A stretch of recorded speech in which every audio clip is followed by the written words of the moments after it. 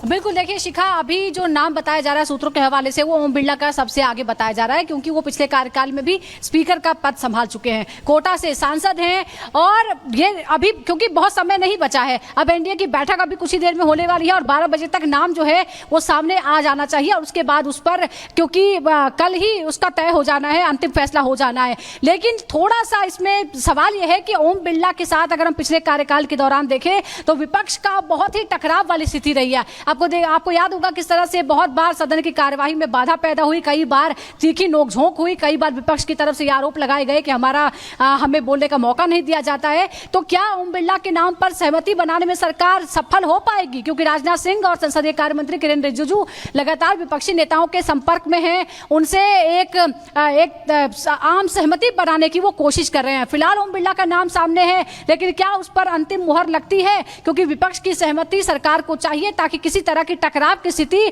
सरकार का जो एक तरह से पहला काम होगा, यानी इस 18वीं लोकसभा में जो पहला काम सरकार का होगा वो स्पीकर का चुनाव ही है। और सरकार कतई नहीं चाहती कि इसी में किसी तरह की कोई पावर प्ले हो, कोई एक्सरसाइज हो।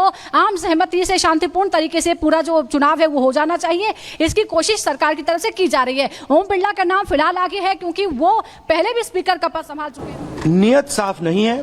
नरेंद्र मोदी जी कोई कंस्ट्रक्टिव कोऑपरेशन नहीं चाहते हैं, क्योंकि कन्वेंशन है कि डिप्टी स्पीकर ऑपोजिशन का होना चाहिए।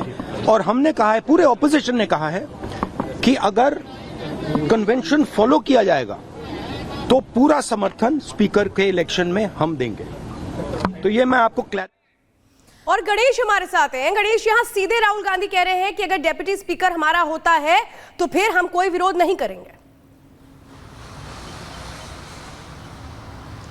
देखिए, जिस तरीके से पहले तो आपको बता दूं, ओम बिरला का नाम स्पीकर की रेस में सबसे आगे चल रहा है। उसके अलावा ये पहली बात गौर करने वाली बात होगी कि लगातार तीसरी बार ओम बिरला राजस्थान के कोटा से जीत के आ रहे हैं और पहली दफा इस तरीके से, और स्पीकर के पद का नाम उसके आगे सबसे अलग। और बीजेपी की ओर से जिस तरीके से राजनाथ सिंह को जो कार्यभार सौंपा गया कि आप आगे नेतृत्व करें और स्पीकर के पद को लेकर जिस तरीके से किस तरीके से आगे बढ़ा जाएगा, अलग अलग दलों से राजनाथ सिंह खुद बात कर रहे थे कि स्पीकर के पद को लेकर। साथ ही जो अभी बात जो पता चल रही है, इस तरीके से राहुल गांधी का कहना है कि स्पीकर पद के लिए हम साथ रहेंगे, लेकिन उपाध्यक्ष के लिए, डिप्टी स्पीकर के लिए बीजेपी के उनसे समर्थन साथ मांगने की बात करें। लेकिन इस दौर पे जिस तरीके जो सूत्र जानकारी दे रहे हैं कि राजनाथ सिंह का साफ तौर से यह कहना था कि उपाध्यक्ष यानी जो डिप्टी स्पीकर के पद की जो बात की जा रही है उसको लेकर हम अपने सहयोगी दलों से बात करेंगे, उसके बाद ही उसको निर्णय लिया जाएगा। लेकिन देखने वाली बात होगी आज जिस तरीके से एनडीए की जो पहली परीक्षा है स्पीकर पद को लेकर, क्या वो स्पीकर पद को लेकर इस परीक्षा में कामयाब होते हैं या जिस तरीके से। लेकिन गणेश, जिस तरीके से राहुल गांधी ने डिप्टी स्पीकर के पद का यहाँ पर के लिए कहा है कि अगर उस पर सहमति बनती है तो ही हम समर्थन देंगे, यानी कि इसके बाद अगर ऐसा कुछ होता है, नहीं सहमति बनती है, तो लड़ाई और भी दिलचस्प हो जाएगी आगे।